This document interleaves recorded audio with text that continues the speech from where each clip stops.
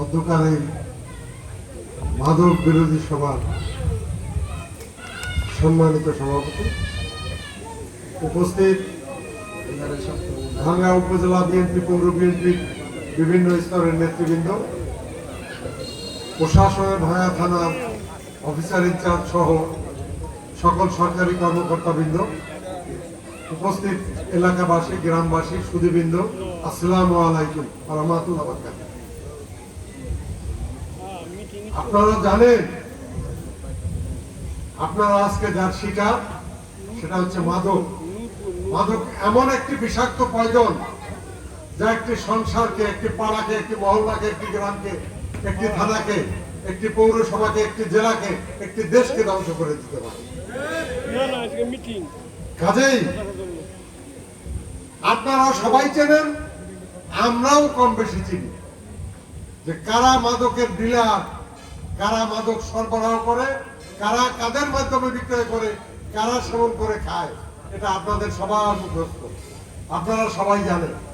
তাই আমার অনুরোধ, যারা এই চোরা কারবারি করে, যারা মাদক বিক্রয় করে, তাদের কাছে অর্থ আছে, তারা আপনাদের বিরুদ্ধে সেই অর্থ ব্যবহার করে বাঁচতে চাইবে। আপনারা তাদেরকে সেই অর্থ ব্যবহার করার, সেই হারাম অর্থ ব্যবহার করার সুযোগ নিশ্চয়ই দেবেন না, আমি আশা করি। প্রশাসনকে আপনারা সহযোগিতা করবেন।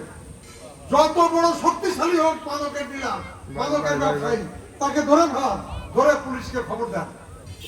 পুলিশ আসবে, তাকে পুলিশের কাছে হস্তান্তর করবেন, আইন কখনো নিজের হাতে তুলে নেবেন।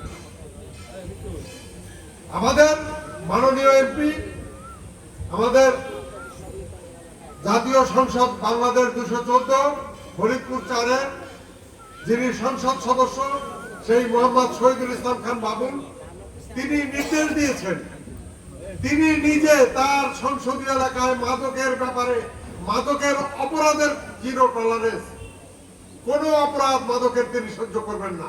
আমাদেরকেও নির্দেশ দিয়েছেন যাতে আমরা সহ্য না করি। আমাদের সাথে যদি কোনো মাদক ব্যবসায়ীকে ঘুরতে দেখেন, আমাদেরকেও কলার চেপে ধরবে। তোমরা কেন মাদক বিক্রেতাকে সাহায্য করছো? এবং আপনারা সবাই, আপনাদের কাছে যে আমার পাশে ভাঙ্গা থানার অফিসার ইনচার্জ মহোদয় আছেন, অন্যান্য পুলিশ কর্মকর্তা আছেন, ওনাদের নাম্বার অনেকের কাছেই আছে, না থাকলে নিয়ে রাখবেন। আমাদের নাম্বার সংগ্রহ করে রাখবেন।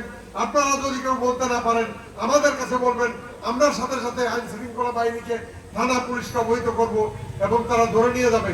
যত বড় শক্তিশালী মাদক বিক্রেতা হোক, যত বড় শক্তিশালী মাদক সেবনকারী হোক, একটি পরিবারে একটি সন্তান যদি মাদক সেবী হয়, সেই পরিবারটা ধ্বংস হয়ে যায়। কাজেই আমরা এই ব্যাপারে আমরাও জিরো টলারেন্স।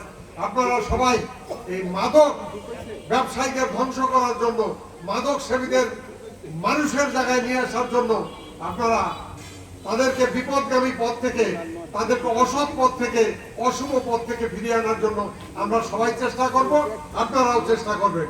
আর মাদক বিক্রয়কারী যে যত বড় শক্তিশালী হোক, তার রেহাই নাই, এই শপথ আমাদের নিতে হবে। এই কথা বলে আমি আমার সংক্ষিপ্ত বক্তব্য এখানেই শেষ করছি। খোদা হাফেজ।